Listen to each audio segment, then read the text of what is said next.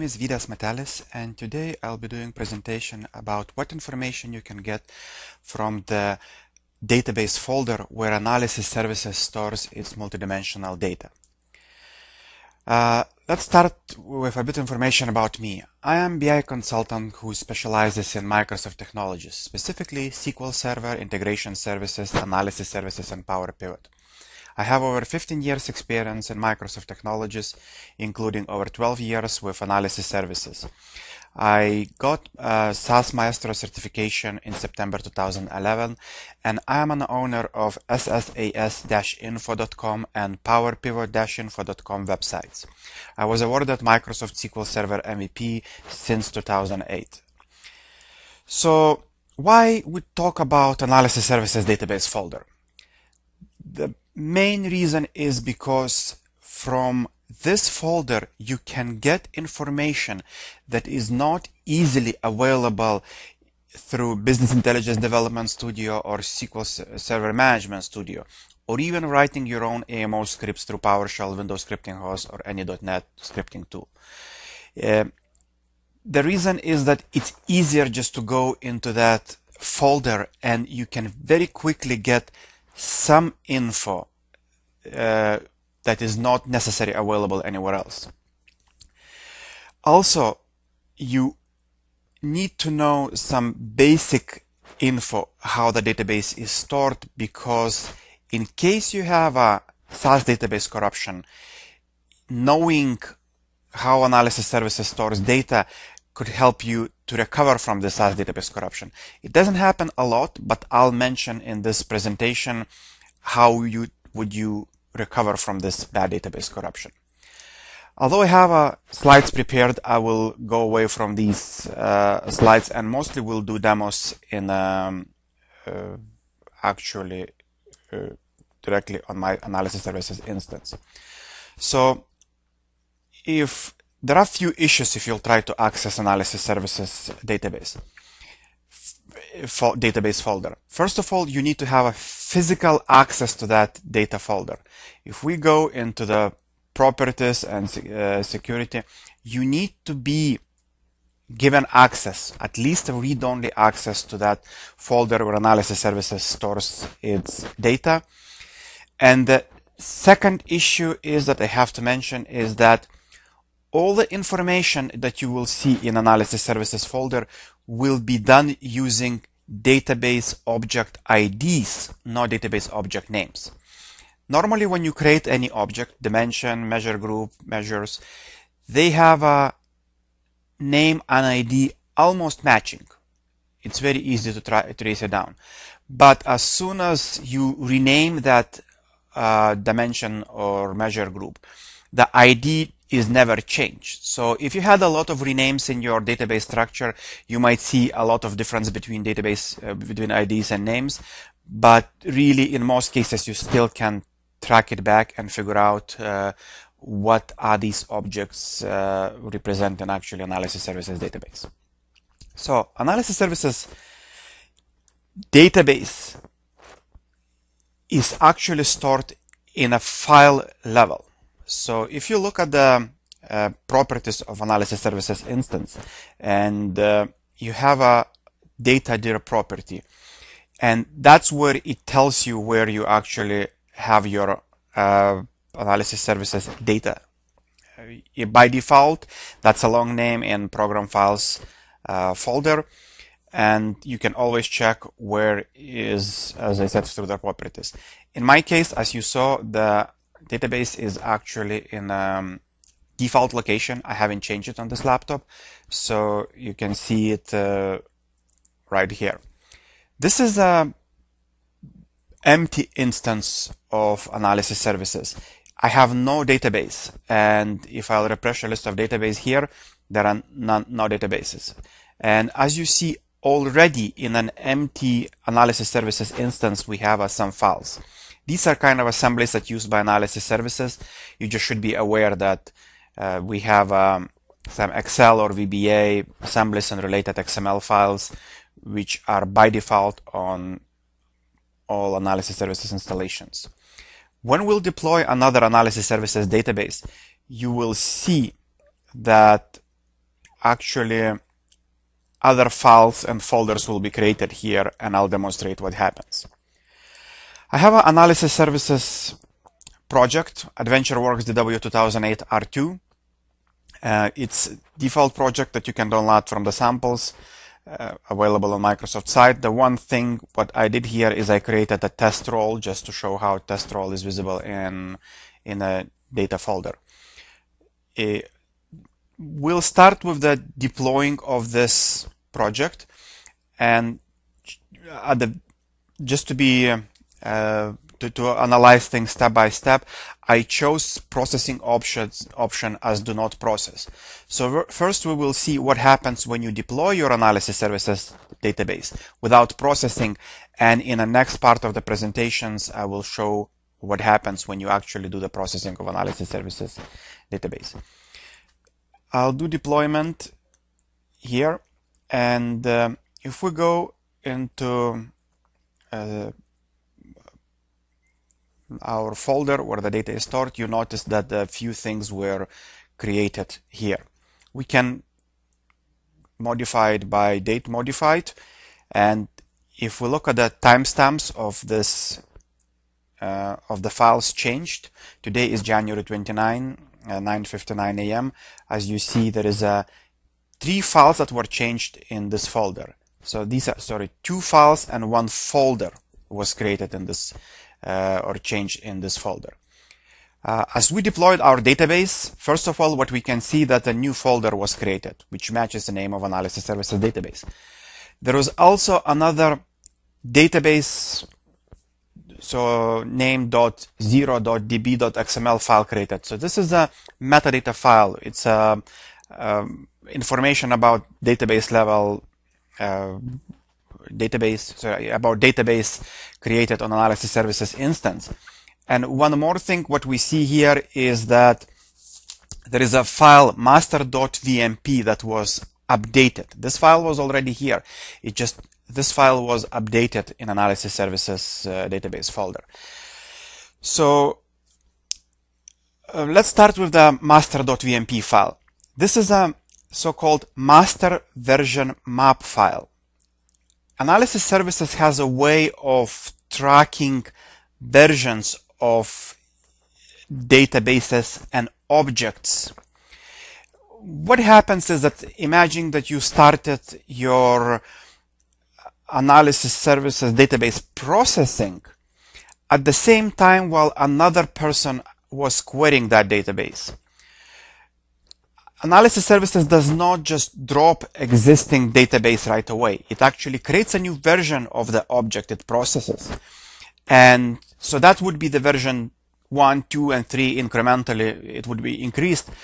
And that new version object is, first of all, prepared, or the processing all happens. It reads data from relational database, puts in a multidimensional database. It also might process all the related objects. So for example, if you process in the same batch your dimension and partition, it will process it together. And at the time when it's ready to commit, when processing is done, the analysis services will actually update master VMP file. So all the further connections will start to go to this new version of the dimension and a partition which you change. And it will drop the old version files. So if you look at our database which was created, the folder name has a .0.db, and related XML file or metadata file has .0.db.xml. So that 0 is a version of that database. And that information is in this master VMP file. This master VMP file, you never have to touch it. You never have to update it. It automatically changes and tracks versions for you. So you just should be aware. So what you'll notice when we'll go through the presentations, when we process sometimes a few times things, the version of the object might change. So you should be aware of that. As we talked, we created folder and actually related XML file. We can open this XML file and see the structure, and it's just high-level attributes or high-level database attributes, some annotations you will see, and some other information description of that analysis services database. All the objects that are inside of this database actually are stored here. So as we deployed our analysis service database, you already see a list of subfolders inside of the of our database folder. This list is actually the there is a folder for each object in that analysis services database, and at the top level you see top level objects. So top level objects in analysis services database are dimensions and cubes. So these are the top level objects. The levels below are inside of the cube. We have a measure groups. Inside of the measure groups, we have partitions. So if we look at the actual .dim folders, these are the dimension folders. For each dimension we have in analysis services database, we have a .dim folder, and the naming of that folder is dimension id.version.dim. We also have a .ds folder, so this represents data source folder. There is nothing in here, and data source folder is not interesting for us. Dimension folder as well, if we look at this dimension folder, it's really usually it's empty or has some just permission information because the way we designed it. So there is just some metadata information in these folders. But usually, as we just deployed without anything, there is no data in these folders. The most important folder for us is .cub. So that's where the cube information is. And as we talked before, this folder will go actually AdventureWorks cube. As you see, we have 2 cubes in this database, AdventureWorks and Mine Customer Cube. Mine Customer Cube is data mining structure. We're not going to look there. We're going to all focus on multidimensional and AdventureWorks cube. So inside here we have measure groups of folders, and inside there we'll have more subfolders, and we'll go there shortly. So at the top level of analysis services database, we have a .dim folders for dimensions. For each dimension, we have a .cub folder for each cube. We have a .ds folder for data sources. We have also each of this folder has a matching XML file, so matching metadata file. It's usually there is not much interesting information in this XML file, but I'll just mention it to them. You can open this. This is basically any let's say product dimension. If we open this dimension XML file, it has all necessary information for analysis services to recover your database back into Business Intelligence Development Studio. So if you would read your if you do reverse engineering for your analysis services online database you want to load in Business Development Studio, it has enough information on these metadata files, has all information about all relationship, all dimension, and everything else that reads about dimensions and cubes for your database. At the top level of the database, we also have a few extra files. We have a role. This is the role which this is the information about the role in your database. That all the security information that you have for your you specified in your database. And let's go now and look a bit more into the cube folder. So as we said, Adventure Cube. Inside here we have we can open our cube database here. We have these type of the measure groups, and inside of the folder you have slightly different names. That's where you see that IDs and names do not match. We have a slightly different names of the measure group subfolders. The measure group subfolders have an extension of DET, and inside of these measure group subfolders we have a .prt subfolders. These are partition folders. So inside of partition folders, they empty. We don't have any data right now. So the structure, as you see, as you start to analyze analysis services database, you can see it's very predictable and it's easy to understand. It's actually closely matches of your analysis services database structure. You can go and just start querying and seeing, or you can get an idea about your database structure even from looking at the folders. Inside of the folders or the measure group folders, there might be some additional metadata information.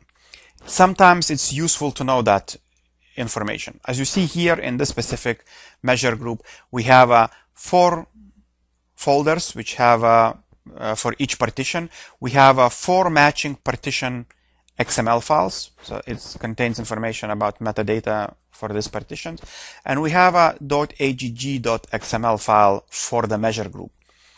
That agg.xml file, it's a file that represents aggregation design for your measure group.